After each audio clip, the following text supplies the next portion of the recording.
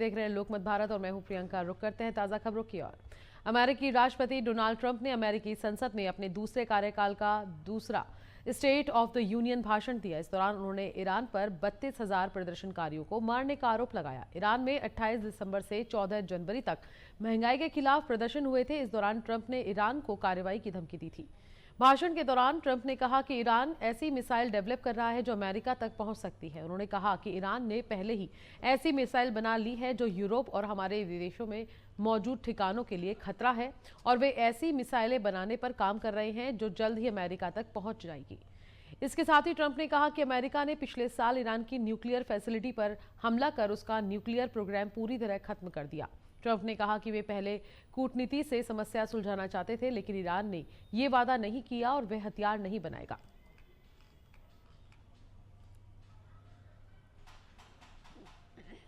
America में भीषण तेज हवाओं और भारी बर्फबारी के कारण एयरपोर्ट पर रनवे बंद करने पड़े और कई जगह उड़ानों पर रोक लगानी पड़ी। यहां रविवार से मंगलवार के बीच 11,055 से ज्यादा उड़ानें रद्द कर दी गई हैं। सिर्फ सोमवार को ही करीब 5600 से 5700 उड़ानें कैंसिल हुई हैं, जो देश भर की उड़ानों का लगभग 20% था। ये जानकारी flight tracking company flight aware ने दी है। नेशनल वेदर सर्विस के मुताबिक रोड आइलैंड और मैसाचुसेट्स के कुछ हिस्सों में लगभग 37 इंच तक बर्फ हुई। बर्फबारी की वजह से उत्तर पूर्वी राज्यों में 6 लाख से ज्यादा घरों की बिजली चली गई। सोमवार शाम तक 5,19,232 घर और ऑफिस बिना बिजली के थे।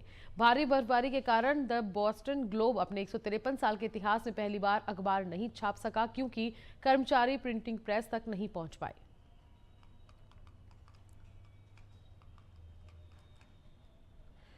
प्रधानमंत्री नरेंद्र मोदी आज 2 दिन के इजरायल दौरे पर रवाना हो गए हैं। ये उनके बीते 9 साल में दूसरी इजरायल यात्रा है।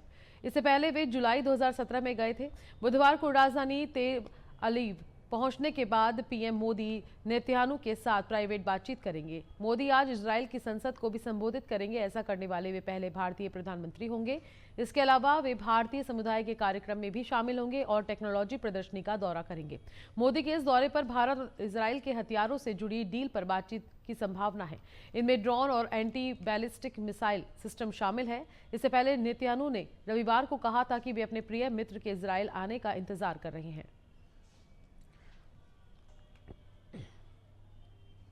विजयलाल शर्मा ने कहा कि किसी भी राजनीतिक दल की हार जीत उसके कार्यकर्ताओं पर निर्भर करती है। उन्होंने कहा कि कार्यकर्ता में दायित्व बोध से व्यक्तित्व का निर्माण होता है और सशक्त व्यक्तित्व से राष्ट्र निर्माण को बल मिलता है। वे प्रदेश बीजेपी कार्यालय में आयोजित पंडित दीनदयाल उपाध्याय प्रशिक्षण महाअभियान 2026 की प्रदेश स्तरीय कार्यशाला को संबोधित कर रहे थे। मुख्यमंत्री ने प्रशिक्षण को पार्टी की वैचारिक शक्ति का आधार बताते हुए इसे सतत प्रक्रिया कहा। प्रदेश अध्यक्ष मदन राठौड़ ने कहा कि प्रशिक्षण का उद्देश्य राष्ट्र के सर्वांगीण विकास में कार्यकर्ताओं की सक्रिय भागीदारी सुनिश्चित करना है। अभियान के राष्ट्रीय सह संयोजक एवं सांसद विष्णुदत्त शर्मा ने बताया कि 7 मार्च से 15 अप्रैल तक देश भर में प्रशिक्षण कार्यक्रम चलाए जाएंगे, जिसके तहत जिला, मंडल और बूथ स्तर पर कार्यशालाएं आयोजित होंगी।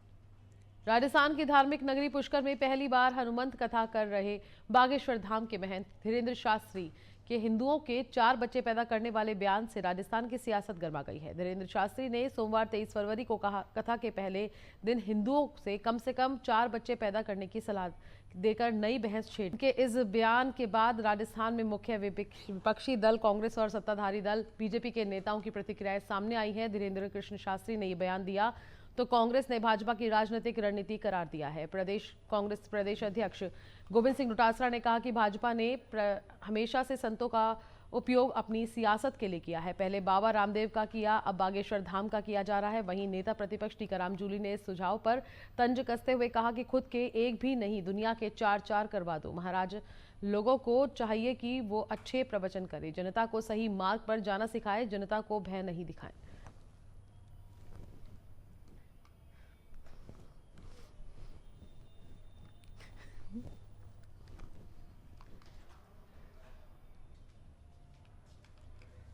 मंडला पुलिस ने एक बार फिर साबित कर दिया है कि अगर तकनीकी और तत्परता साथ हो तो गुम हुई उम्मीदें भी वापस लौट आ सकती हैं। जहां आज पुलिस ने 253 गुम मोबाइल वितरण किया। दरअसल पुलिस अधीक्षक रजत सकलेचा के निर्देश में चलाए जा रहे विशेष अभियान के तहत आज 253 गुम मोबाइल फोन उनके मालिकों को लौटाए गए। इन मोबाइल फोन की अनुमानित कीमत करीब 38 लाख रुपए बताई जा रही है। पुलिस कंट्रोल रूम में आयोजित कार्यक्रम के दौरान मुख्यालय स्तर पर 171 मोबाइल फोन सुपुर्द किए गए, जबकि जिले के विभिन्न थानों द्वारा भी बड़ी संख्या में मोबाइल लौटाए गए। मोबाइल वापस पाकर लोगों के चेहरों पर मुस्कान साफ देखी गई। हितग्राहियों ने मंडला पुलिस का आभार व्यक्त किया और इस पहल की सराहना की। मंडला पुलिस के द्वारा ये प्रयास किया जाता है कि मोबाइल जो आम जन के जीवन की धुरी बन गई है, जैसे ही वो घूमे और ट्रैक हो, तत्काल हम उसको नियरेस्ट पुलिस स्टेशन पे या कंट्रोल रूम जो भी उनके घर के पास होता है उनको सुपुर्द करते हैं। कई बार हमने ग्रामीण क्षेत्रों में ये भी प्रयास किया है कि माइक्रोबीट क्षेत्रों में जाके कांस्टेबल्स उनके घर पे भी डिलीवर करते हैं। इसीलिए टिकरिया, मोती नाला, मवई, बीजाडांडी जैसे जो दूरस्थ क्षेत्र हैं वह हमारा 90% तक रिकवरी रेट है। उसी तारतम्य में आज 253 मोबाइल पूरे जिले में वितरित किए गए जो लगभग 38 लाख के हैं। उसमें से कुछ मोबाइल जो 171 की संख्या है वो हमने मुख्यालय स्तर पर वितरित किए हैं। इसी तरह से अभी तक 2837 मोबाइल जो लगभग 4.25 करोड़ के हम लोगों को दे चुके हैं। हमारा प्रयास है कि आदमी के साथ अगर कोई साइबर फ्रॉड होता है या मोबाइल गुमने की घटना होती है तो तत्काल हमको जानकारी मिल पाए, जिससे हम जल्दी से जल्दी ट्रैक कर पाए। हाँ, मैं मंडला बस स्टैंड के पीछे से आ रहा था। वहाँ पे स्पीड ब्रेकर बने हुए हैं, वहां से मैं जाते वक्त एकदम से गाड़ी में गिर गया। उसके बाद फिर मैंने वापस कॉल किया, उसमें बंद बता रहा था, तो मैं जाके थाने पे फिर कंप्लेंट किया उसमें। तो उनके द्वारा बताया गया कि कंप्लेंट रजिस्टर हो गई है और जब वो मिलेगा तो कॉल आएगा। तो आज जैसे उनकी तरफ से कॉल आया कि मिल चुका है, तो उसको लेने के लिए यहाँ पे आई कंट्रोल रूम पे उन्होंने दिलवाया है, तो उनका बहुत बहुत शुक्रिया। एक संगठित गिरोह के खिलाफ बड़ा खुलासा हुआ है, जिसमें 2 सगी बहनों पर धर्म परिवर्तन के नाम पर लड़कियों को फंसाने और उन्हें अमीर पार्टियों में भेजने का आरोप लगा है। पुलिस के अनुसार गिरोह करीब परिवारों की युवतियों को झांसा देकर अपने नेटवर्क में शामिल करता था। इस मामले में कथित सरगना अमरीन और आफरीन को गिरफ्तार किया गया है। उनके साथ 4 अन्य आरोपी भी सक्रिय बताए गए हैं, जिनमें कुछ पर दुष्कर्म के आरोप हैं। जांच एजेंसियां पूरे नेटवर्क, संभावित मानव तस्करी और जबरन धर्म परिवर्तन के पहलुओं की गहन जांच कर रही है और मामले की आगे की जांच की जा रही है। ये थाना बागसिवना की घटना है। यहाँ पर एक महिला फरियादिया द्वारा एक बलात्कार की रिपोर्ट लिख कर आई है, जिस पर से अपराध पंजीबद्ध कर उसमें अग्रिम इन्वेस्टिगेशन किया जा रहा है। अपने साथ उसके जो महिला है, जो आरोपी महिला, उसके यहाँ पर ये महिला मेड के रूप में काम करती थी और उसके द्वारा इस तरह के जो साथी है, उसका महिला आरोपी महिला का साथी है, उसके द्वारा उक्त घटना कारित की गई, जिस पर से अपराध पंजीबद्ध किया गया है। इसमें पूछताछ की जा रही है। राजधानी भोपाल में आयोजित किसान महाचौपाल में राहुल गांधी और मल्लिकार्जुन खड़गे सहित कांग्रेस के कई वरिष्ठ नेता शामिल हुए। सभा में बड़ी संख्या में कार्यकर्ता और किसान मौजूद रहे। राहुल गांधी ने केंद्र सरकार और नरेंद्र मोदी पर ट्रेड डील को लेकर निशाना साधते हुए कहा कि यह समझौता किसानों के हित में नहीं है। उन्होंने तथाकथित एप्स्टीन फाइल्स का जिक्र करते हुए उद्योगपति गौतम अडानी का नाम लिया और केंद्र सरकार पर सवाल उठाए। सभा के दौरान राहुल गांधी ने हालिया विवाद में घायल हुए कार्यकर्ताओं से मुलाकात कर उनका हाल जाना। खड़गे ने भी भाजपा पर तीखा हमला बोला। प्रदेश कांग्रेस अध्यक्ष जीतू पटवारी और नेता प्रतिपक्ष उमंग सिंघार ने आंदोलन को प्रदेश भर में ले जाने की बात कही।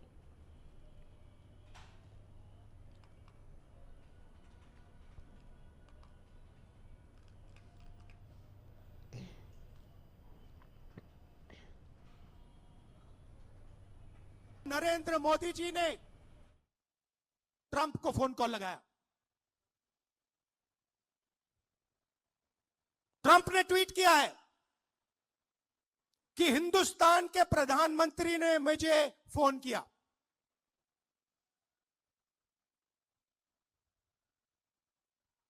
हिंदुस्तान के प्रधानमंत्री ने मुझे फोन किया और कह दिया कि यूएस इंडिया डील को मैं साइन करने को तैयार हूं। मैं आपसे पूछना चाहता हूं, ये 4 महीने डील रुकी हुई थी।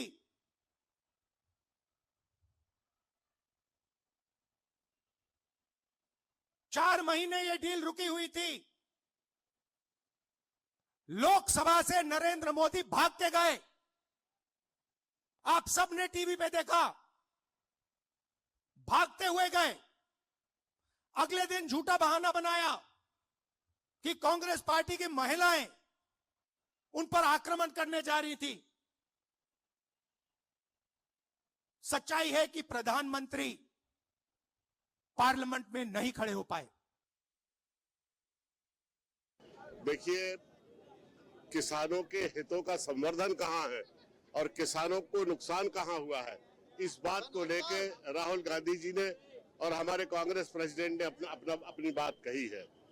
सबसे महत्वपूर्ण बात यह है कि भारत का आर्थिक नुकसान, किसानों का नुकसान और भारत के आत्माभिमान के खिलाफ समझौता, ये दो चीजें इस देश ने कभी स्वीकार नहीं की है।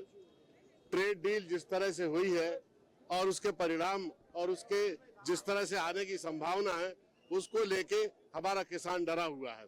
हमारा कॉटन इंडस्ट्री, हमारा टेक्सटाइल, हमारा फार्मास्यूटिकल, हमारे ऑयल इंडस्ट्री, हमारे खाद्यान्न उत्पाद जो किसानों को समर्थन मूल्य जिसका मिलना चाहिए, वो जब बहुत बड़ी मात्रा में जब स्तरहीन माल अमेरिका का भारत में डंप होगा तो स्वाभाविक रूप से मध्य प्रदेश के किसानों को, देश के किसानों को सबसे ज्यादा नुकसान होगा।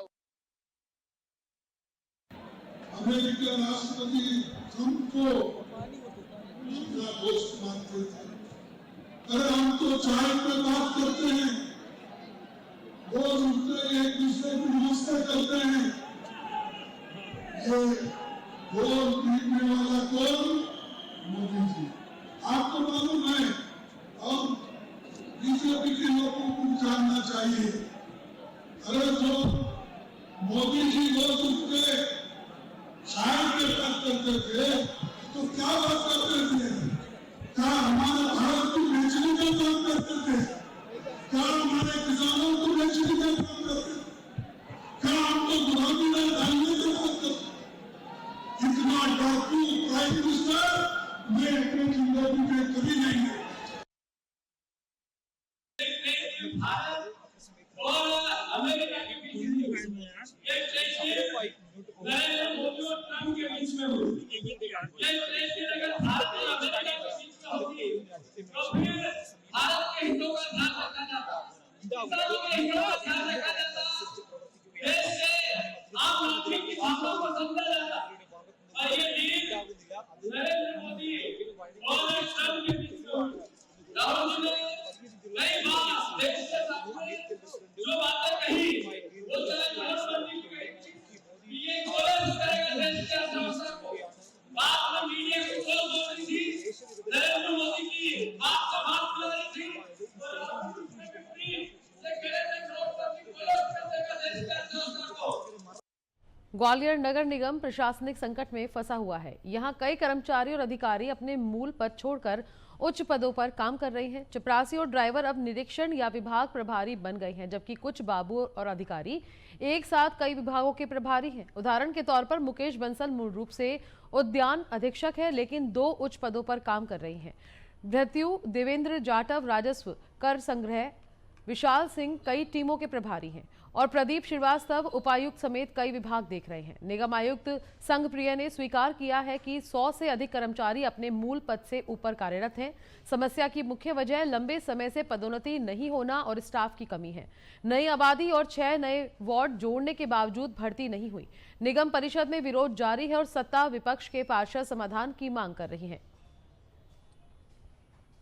एक आदेश अपर आयुक्त के द्वारा जारी किया गया था, तो उसमें कार्यालय लिखा गया था, वो ना कि उस पद पर कार्य कर रहे हैं। तो ये मैं आपके माध्यम से स्पष्ट करना चाहूंगा कि जैसे एक कर्मचारी की स्थापना उपायुक्त एसडीएम कार्यालय की गई थी, तो उसको उसका इंटरप्रिटेशन में उसको उपायुक्त पढ़ लिया गया है। तो मैं आपके माध्यम से स्पष्ट करना चाहूंगा कि कहीं भी कोई भी कर्मचारी इस अनुसार कार्य नहीं कर रहा है। परिषद में भी आपके द्वारा सभी को जानकारी है कि पदेन व्यवस्था का मुद्दा है, वो बिल्कुल उठाया जाता रहा है। तो मेरी भी आयुक्त के नाते पूरे कर्तव्य निष्ठा के साथ प्रयास किया जा रहा है कि पदेन व्यवस्था को लागू करके। बुरहानपुर जिले के सांडस कला गांव में कृषि क्षेत्र में एक नई पहल देखने को मिली है। यहां के किसान रामा नायक ने पहली बार लाल केले की उन्नत वैरायटी की खेती शुरू की है। इस नई किस्म के पौधे तमिलनाडु से मंगवाए गए हैं। लाल केला सामान्य केले से अलग दिखता है और अच्छी बाजार में मांग है इसकी। इस पहल को क्षेत्र में लाने में पूर्व मंत्री और विधायक अर्चना चिटनिस का सहयोग अहम है रहा। उनके प्रयासों से पौधे किसानों तक पहुंच सके और अब लगभग 20 किसान लाल केले की खेती के लिए तैयार है। रामा नायक ने बताया कि ये नई फसल आय बढ़ाने में मददगार साबित हो सकती है और अन्य किसान भी इसे अपनाने के लिए उत्साहित हैं। सांडस कला में केले के साथ तरबूज की खेती भी की जा रही है, जिससे किसानों की विविध आय का अवसर बढ़ेगा। ये पहल इस बात का संकेत है कि जिले के किसान अब नई तकनीक और नई फसलों को अपनाने के लिए तैयार है। विशेषज्ञों का मानना है कि यदि उत्पादन अच्छा रहा और बाजार समर्थन मिला तो सांडस कला गांव आने वाले समय में लाल केले की खेती के लिए पहचान बनाने वाला है। ये किसानों की आय बढ़ाने और क्षेत्रीय कृषि में नवाचार लाने की दिशा में एक सकारात्मक कदम है। जिले के सांडस ग्राम में जहां बात करते हैं कि किस तरह से जो है यहाँ लाल केला जो कि एक नई वैरायटी होती है केले की, जो कि बुरहानपुर जिले में ही उत्पन्न होता है। ये केला जिस तरह से साउथ से अब जो है यहाँ पर बीज लाया गया और किस तरह से ये बीज पहुंचा है और किस तरह से इसकी खेती की जा रही है। बात करते हैं यहाँ के होनहार किसान रामा भाई से कि रामा भाई किस तरह से जो है ये आप खेती कर रहे हैं। भाई साहब, आपके माध्यम से मैं ये बताना चाहूँगा कि यहाँ पर हमने ये लाल रेड बनाना की खेती शुरू की है और ये रेड बनाना हमने तिरछी अनुसंधान केंद्र तमिलनाडु जो है वहाँ से हमारे को रोप उपलब्ध कराया गया था। ये भी निःशुल्क है और यह रोप हमारे को उपलब्ध कराया गया था आदरणीय अर्चना दीदी। ये बुरहानपुर विधायक आदरणीय अर्चना दीदी ये बुरहानपुर में रहते हुए नेपा नगर का भी बहुत विशेष ख्याल रखते हैं और यहाँ पर कम से कम उन्होंने 20 लोगों को यह रोप उपलब्ध करवाया है और यह रोप निःशुल्क मिला है हम लोगों को डेमो के लिए और बहुत अच्छा चल रहा है ये केला और आगे आने वाले समय में इसका बहुत अच्छा प्रचार प्रसार होएगा और सभी प्रकार का दवाई बीजवाई मटेरियल सब निःशुल्क दिया जा रहा है और आदरणीय अर्चना दीदी के प्रयासों से जब केला जब निकल आएगा तो लगभग इसका रेट क्या होगा। यह हार्वेस्टिंग जब होगा तो मार्केट में जो अपने तरफ जो केला है उससे इसका दाम थोड़ा सा अलग ही रहेगा। निश्चित तौर पर जिस तरह से देख सकते हैं कि ये जो केला है यहाँ पर जो है ये लंगूर यहाँ पर लगेंगे और ये लाल केले के जिस तरह से इसके जो तना है ये भी लाल है और इस लाल तने के चलते जो है यहाँ पर अब जो है लाल केला भी उत्पन्न होगा और लाल केला जो है बुरहानपुर शहर के शान कहलाएगा। अब ये जो है तमिलनाडु से इसके रोप लाए गए और जो है विधायक अर्चना चिटनिस ने जो है उपलब्ध कराए थे। सबसे बड़ी बात यह है कि यह जो खेती आप देख रहे हैं ये निःशुल्क, हर चीज जो है निःशुल्क है।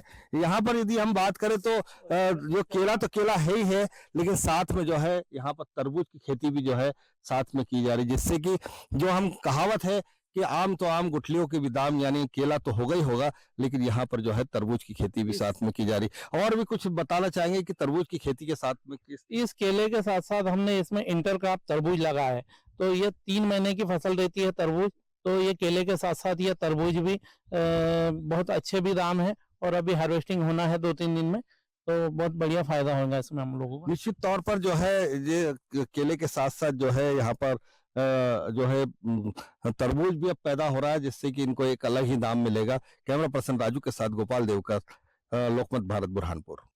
मऊगंज जिले से एक चौंकाने वाला मामला सामने आया है जिसने पूरे इलाके में सनसनी फैला दी है। शहर के वार्ड क्रमांक 12 तेलिया टोला खुरहटा में एक व्यक्ति द्वारा घर के अंदर ही गौवंश की हत्या किए जाने की सूचना पर पुलिस ने त्वरित कार्रवाई करते हुए आरोपी को गिरफ्तार कर लिया।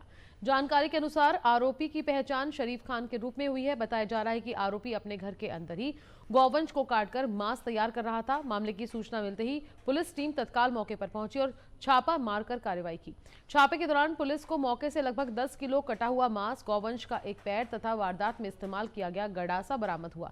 पुलिस ने सभी सामान जब्त कर लिया है। बरामद मांस की पुष्टि के लिए पशु चिकित्सक को बुलाकर जांच कराई जा रही है। इस घटना के सामने आने के बाद जिले में गौ तस्करी और गौवंश हत्या के मामलों को लेकर के एक बार फिर सवाल खड़े हो गए हैं। मऊगंज के वार्ड नंबर 12 यहाँ पिलियान टोला बोलते हैं, वहाँ उसकी मावाती भी है। वहाँ एक घर में जो है एक गौवंश को काट के, उसका मांस काट के खाने के पौधे की जो है उसकी कटिंग की जा रही है। उपरोक्त सूचना पर तत्काल पुलिस बल के साथ कार्रवाई की गई है, जहाँ पे एक व्यक्ति जो है अपने जानवर बांधने वाली सार के अंदर एक गौवंश को पूरी तरह काट के लगभग उसको छोटे टुकड़ों में विभक्त कर चुका था। हमें मौके से जानवर का पैर भी मिला है, तो यह पहचान करना तो मुश्किल है कि वो बैल का है या गाय का, लेकिन गौवंश है यह बात कंफर्म है। रीवा जिले में सड़क हादसे के बाद पेट्रोल पंप पर जमकर बवाल हो गया। गुड़ के चिरहुला नाथ फिलिंग स्टेशन में भीड़ ने तोड़फोड़ कर कर्मचारियों से मारपीट की, जिससे लाखों रुपए का नुकसान हुआ। पूरी घटना सीसीटीवी में कैद हुई। पेट्रोल पंप संचालक ने पत्रकार वार्ता में आदर्श पांडे, उनके साथ 2 अन्य लोगों पर मारपीट, अभद्रता और संपत्ति नुकसान का आरोप लगाया। संचालक का कहना है कि पुलिस मारपीट करने वालों पर नहीं बल्कि चक्का जाम करने वालों पर एफआईआर दर्ज करने की बात कर रही है, जिससे पुलिस की भूमिका पर सवाल उठ रहे हैं। दरअसल कुछ दिन पहले गुड़ नेशनल हाईवे 39 पर ऑटो और यूपी पासिंग स्कॉर्पियो के बीच आमने सामने भिड़ंत में गणेश शंकर पांडे की मौके पर मौत हो गई थी, जबकि ऑटो सवार 4 से 5 लोग गंभीर रूप से घायल हो गए। घायलों को संजय गांधी अस्पताल भेजा गया। पुलिस ने मौके पर पहुंचकर जाम खुलवाया और स्कॉर्पियो वाहन जब्त करना और जांच शुरू की। हादसे के बाद भड़की भीड़ ने पेट्रोल पंप को निशाना बनाया। प्रबंधन ने नामजद आरोपियों पर सख्त कार्रवाई की मांग की है। घटना के बाद जिले में कानून व्यवस्था को लेकर चर्चा तेज हो गई है। हमारे जो मैनेजर हैं अभिषेक कुमार यादव, इनको पीटा गया पूछ पूछ के कि मैनेजर कौन है, मैनेजर कौन है। फिर जो तो हमारे यहाँ अनिल तिवारी जी हैं जो फ्यूल डालते हैं, डीएसएम हैं, उनका गला पकड़ा गया। उनको मानसिक, भाई फिजिकली तो चला जाएगा इंसान, बट मेंटली तो वो हो गया ना कि हम पंप में सिक्योर नहीं हैं। धीरे धीरे लोग काम करना बंद कर देंगे। और प्रशासन हमसे बोलता है कि अभी आने वाले समय में अभी helmet no helmet no petrol वाला ही चलने वाला 1 मार्च से।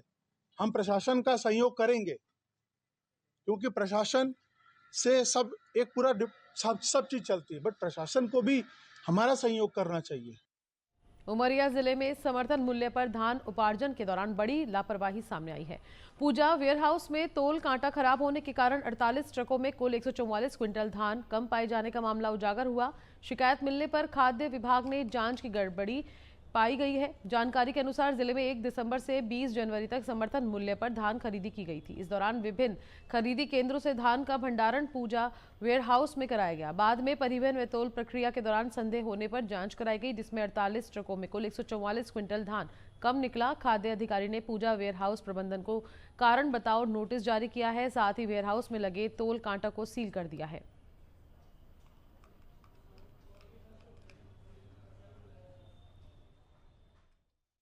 संयुक्त जांच के द्वारा जो पाई गई अनियमितता के संबंध में पूजा वेयर हाउस के मालिक श्री पूजा गुप्ता एवं Nataraj caretaker Shri Nataraj warehouse Pali के विरुद्ध प्रकरण पंजीबद्ध किया गया। उसमें खरीद में भंडारण में भेजी गई धान तौल में कमी आने के कारण प्राप्त शिकायत की जांच करने के बाद उपयुक्त कार्यवाही पर नोटिस जारी किया गया और प्रकरण नियमानुसार कार्यवाही चल रही है। भू राजस्व अभिलेख में नाम सुधार करवाने के लिए एक व्यक्ति पिछले 6 महीनों से कार्यालयों के चक्कर काट रहा है, लेकिन अब उसने गंभीर आरोप लगाते हुए उच्च अधिकारियों से शिकायत की है। मंदसौर जिले के ग्राम कुरावन निवासी मंवरलाल पिता कन्हैया लाल शर्मा ने मुख्यमंत्री, उप मुख्यमंत्री और भू राजस्व कमिश्नर उज्जैन संभाग को लिखे शिकायत भेजी है। शिकायत में बताया गया है कि नाम सुधार के लिए एसडीएम कार्यालय में आवेदन देने के बाद भी कोई कार्रवाई नहीं हुई। पीड़ित का आरोप है कि 9 फरवरी 2026 को जब वह एसडीएम कार्यालय पहुंचा तो नाम सुधार के बदले 20,000 रुपए की मांग की गई। राशि नहीं देने पर कार्रवाई लंबित कर दी गई। आवेदक ने मामले के निष्पक्ष जांच कर दोषियों पर कार्रवाई तथा बिना रिश्वत का नाम सुधार करने की मांग की। अब देखना होगा कि उच्च अधिकारी इस गंभीर शिकायत पर क्या कदम उठाते हैं। एजेंट साहब ने मेरे को धक्का दे के बाहर निकाल दिया। 5 एकड़ हो गए आगे और 7 करोड़ के हो गए। वो धंधा की वो एजेंट के धंधा करेगा, धंधा के एजेंट करेगा। तो कल वो मिश्रा बाबू है वहाँ और एजेंट ने धक्का दे के बाहर निकाला और जो कलेक्टर साहब ने फाइल दी थी, ये फाइल 15 दिन की, ये फाइल फाड़ के देख दी कि क्या तू डेरा पर चले जा, कहीं भोपाल चले जा। 20,000 रुपये हो राहुल चौहान और उनका नाम राहुल चौहान एसडीएम का और वो मिश्रा बाबू और कलेक्टर के आते, कलेक्टर का कोई कर्मचारी पर दबाव ही नहीं। 20,000 रुपये मांगे साहब, ये मेरे पास कागज है। हिंदू मुस्लिम कौमी एकता की मिसाल के रूप में पहचाना जाने वाला 46वां राष्ट्रीय एकता हजरत नाहर सैयद मेला इस वर्ष भी नाहर सैयद दरगाह परिसर में श्रद्धा और उत्साह के साथ आयोजित किया जाएगा। 3 दिवसीय इस मेले में विभिन्न धार्मिक, सांस्कृतिक और सामाजिक कार्यक्रमों का आयोजन किया जाएगा। मेले को लेकर नगर में खासा उत्साह देखा जा रहा है। 5 मार्च को नगर पालिका द्वारा मेले में रात्रिकालीन भव्य कव्वाली कार्यक्रम आयोजित किया जाएगा, जिसमें प्रसिद्ध कव्वाल अपनी प्रस्तुतियां देंगे और श्रद्धालु सूफियाना कलाम का आनंद लेंगे। नगर पालिका द्वारा मेले की व्यवस्थाओं को लेकर तैयारियां शुरू कर दी गई हैं। साथ ही खिड़की माता मंदिर पर शीतला सप्तमी के अवसर पर लगने वाले मेले की भी तैयारियां की जा रही हैं। साफ सफाई, पेयजल, रोशनी और सुरक्षा व्यवस्था को लेकर विशेष इंतजाम किए जा रहे हैं ताकि श्रद्धालुओं को किसी प्रकार की असुविधा न हो। यहाँ बाबा का 50 का मेला इस वर्ष है और इसमें सभी हमारे सभापति, सभी सदस्य, सभी मेले की व्यवस्थाओं को लेने पर निरीक्षण करना है। और ये मेला एक बहुत ही सामाजिक समरसता का प्रतीक होता है। यहाँ पर होली के दिन जो बहन बेटियां अपने संतान को लेकर यहाँ आती है, जो उनकी मनोकामना होती है, उसका ऐसी मान्यता है कि यहाँ आने से स्नान करने से होली के दिन यहाँ से आशीर्वाद लेती है। और इस मेले में सारी व्यवस्थाएं सारी बहुत अच्छी हो, सभी यहाँ आने वाले जो श्रद्धालु हैं उनके लिए, और जो व्यवसायी है छोटे मोटे, वो सब अपना व्यवसाय अच्छे से करें।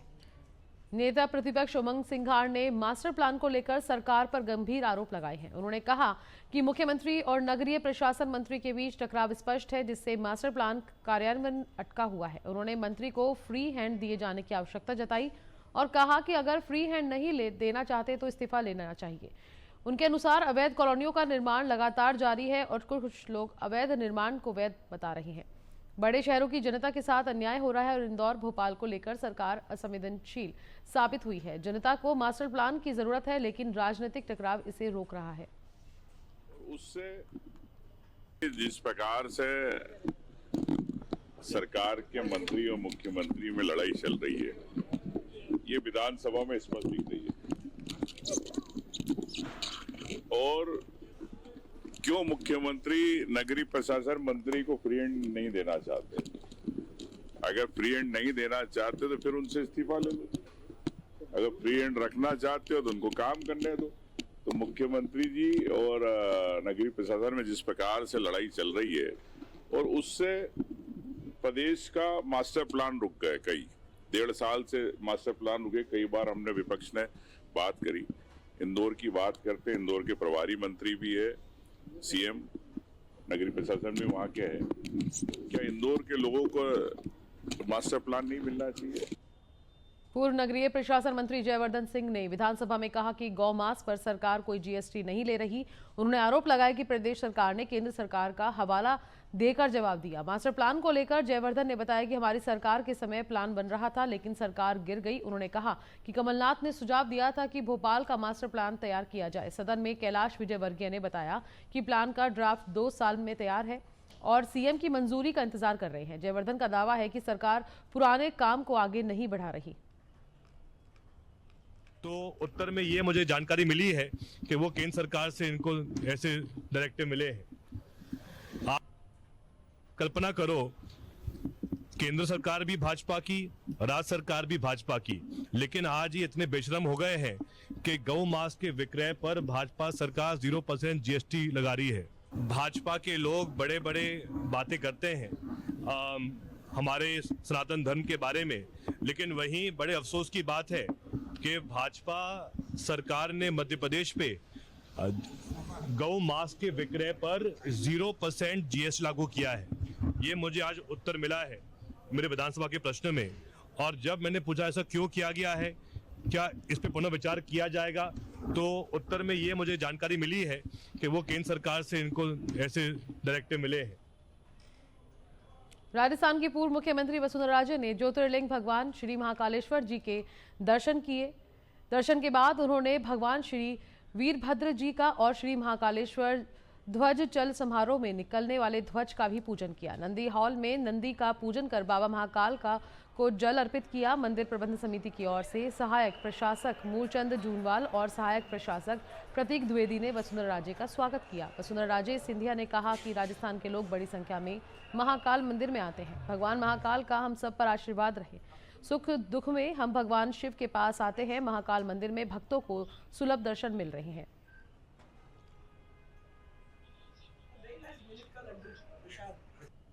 उज्जैन की तपोभूमि के साथ तो सदियों से जुड़ा हुआ है। महाराज यहीं रहते थे।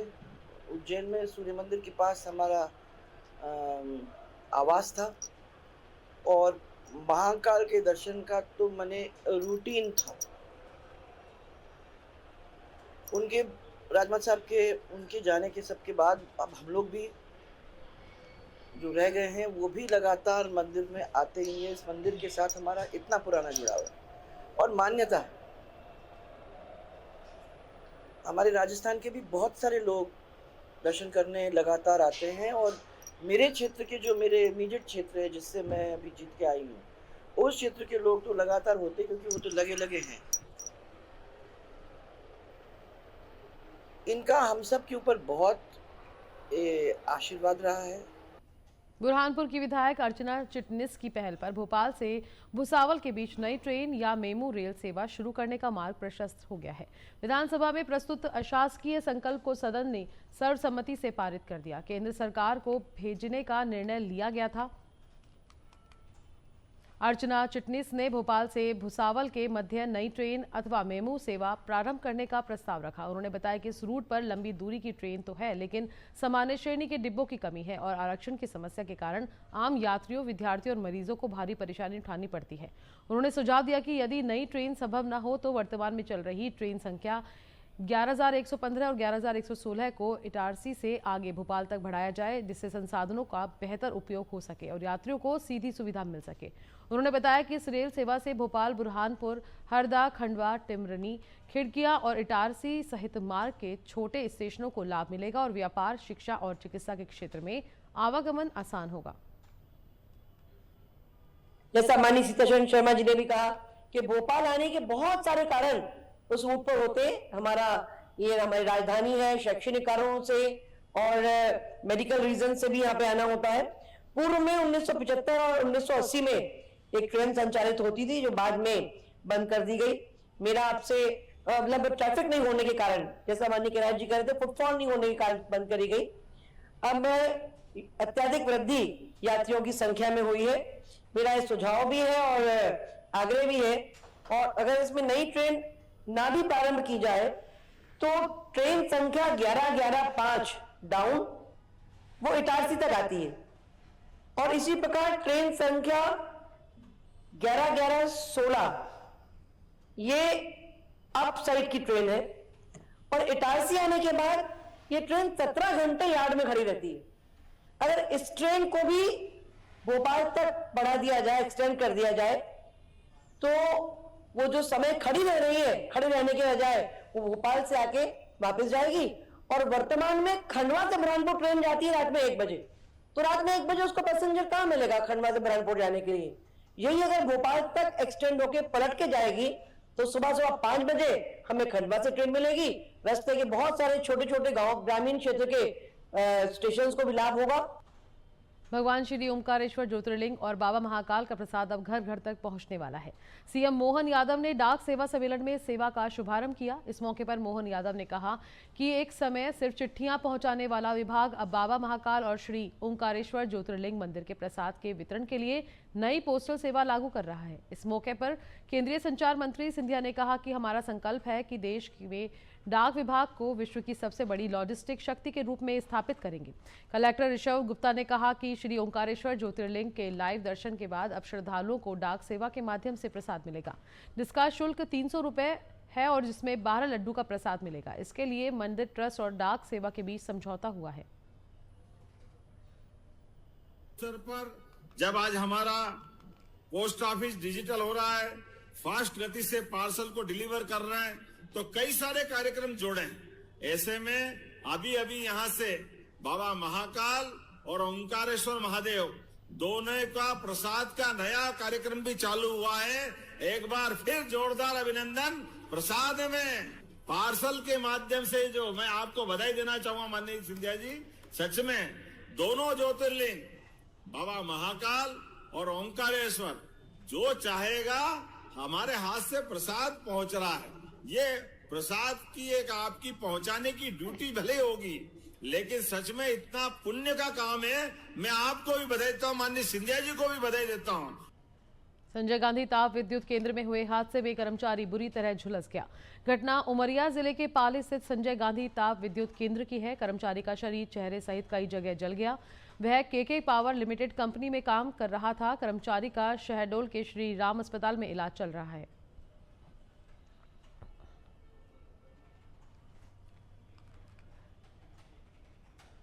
शहर के चौराहटा थाना क्षेत्र अंतर्गत रेलवे स्टेशन की पार्किंग अब युद्ध का मैदान बन चुकी है, जहां आए दिन लोगों के साथ न सिर्फ अवैध वसूली की जाती है, बल्कि पैसा न देने पर वाहन चालकों से मारपीट भी की जाती है। बुधवार की सुबह भी रेलवे स्टेशन की पार्किंग में ऐसा ही कुछ नजारा देखने को मिला। लोगों से की जा रही मारपीट और अवैध वसूली को लेकर मऊगंज से पूर्व विधायक सुखेंद्र सिंह धरने पर बैठ गए। धरने के दौरान ठेकेदार के कर्मचारी भी बिना आई कार्ड और बिना वर्दी के दिखे, जिस पर सुखेंद्र सिंह बन्ना ने सवाल उठाते हुए कड़ी आपत्ति जताई। इस मामले में पार्किंग ठेकेदार ने दावा किया है कि रेलवे कॉन्ट्रैक्ट के मुताबिक ही पैसे लिए जा रहे हैं। क्या है, कई दिनों से जब से खास करके हाईजैक बैरियर लगा हुआ है, मुझे कई लोगों ने भी शिकायत करी। वैसे भी जब कुछ लोग अपने भी आए और कुछ बस वालों, ऑटो वालों ने भी शिकायत करी कि जबरन यहाँ पे 5 मिनट के नाम पर के जबरन वसूली की जाती है, मारपीट की जाती है। हमारे लोगों ने भी बताई। अभी कल हबीबगंज में मुझे जानकारी लगी, मैंने वहां जानकारी लिया कि क्या कानून है भाई, कि बोले 20 मिनट वहां पे है और 20 रुपए। अगर 20 मिनट के बाद कोई वाहन निकलता है तो 20 रुपए। चलो मान लिया, शासन की सुविधा असुविधा को देखते हुए सबको अगर ऐसा है, तो मैंने कहा उसलिए कि भाई जब वहाँ 20 मिनट है तो यहाँ 5 मिनट कैसे? नहीं, अवैध वसूली तो बिल्कुल जायज ही नहीं है, संभव ही नहीं। आपके जो कर्मचारी है, किसी के पास आई कार्ड नहीं है? है, आई कार्ड है। सबसे पूछा, किसी के पास नहीं है क्या? वो आपके कर्मचारी नहीं, आई कार्ड सब पे उपलब्ध है। अब नहीं दिखाया, आपने किससे पूछा? ये तो मुझे जानकारी नहीं है, लेकिन मैं लड़के इधर आओ। यूनिफॉर्म तो मैक्सिमम दिया गया सबको। अब हो सकता है ना पहने रहे हो जिस समय आप लोग पहुंचे हो, बाकी लोग पहनते हैं यूनिफॉर्म। अभी भी आप देखेंगे तो पहने हुए। यहाँ पहले भी शिकायत है कि समय के हिसाब से आप लोग वसूली करते हो। समय के हिसाब से ही रेलवे का क्लॉज है। नहीं, मतलब हर घंटे में बढ़ता जाता है? नहीं, हर घंटे में नहीं बढ़ता। पार्किंग में 4 घंटे तक एक ही रेट रहता है। यहाँ काम करते हो, कैसे वसूली करते हो? ऑटो वालन का तरह नहीं बताओ। यहाँ से 5 मिनट का पैसा कितना? आई कार्ड है तुम्हारा? आई कार्ड है, तब फिर आपका हाथ कर्मचारी बन गया यार। आई कार्ड भी नहीं है, आपका आई कार्ड है? ये नहीं, अरे उनके पास क्या, आप काट रहे हो पैसा, रसीद आप काट रहे हो, आई कार्ड पैसे पत्र है आपके पास? भैया पैसे पत्र है आपके पास वसूली करने का? है। मैं अभी ड्यूटी में नहीं हूँ सर। यहाँ क्या कर रहे हैं? मैं अभी आया हूँ, अभी मेरी ड्यूटी नहीं है, जिसकी है वो आएंगे। ऑटो चलाता हूँ। यहाँ आए थे, मार दिए हैं। यही अंदर आके बैठा रहे थे, तो यहाँ से ऑटो भगाओ, पार्किंग वाले भगाओ, नहीं तो मारूंगा, पैसा दो, 10 रुपए गुंडा टैक्स। जी सर, मैंने नहीं की। मैं वीडियो मेरी नहीं किया। सगरा थाना मेरी मम्मी ले गई कहीं रिपोर्ट डलवा के। MLC नाम दर्ज नहीं, अज्ञात में गुंडा थे। अभी के लिए फिलहाल इतना ही। मैं लेती हूँ इजाजत। आप देखते रहिए लोकमत भारत। नमस्कार।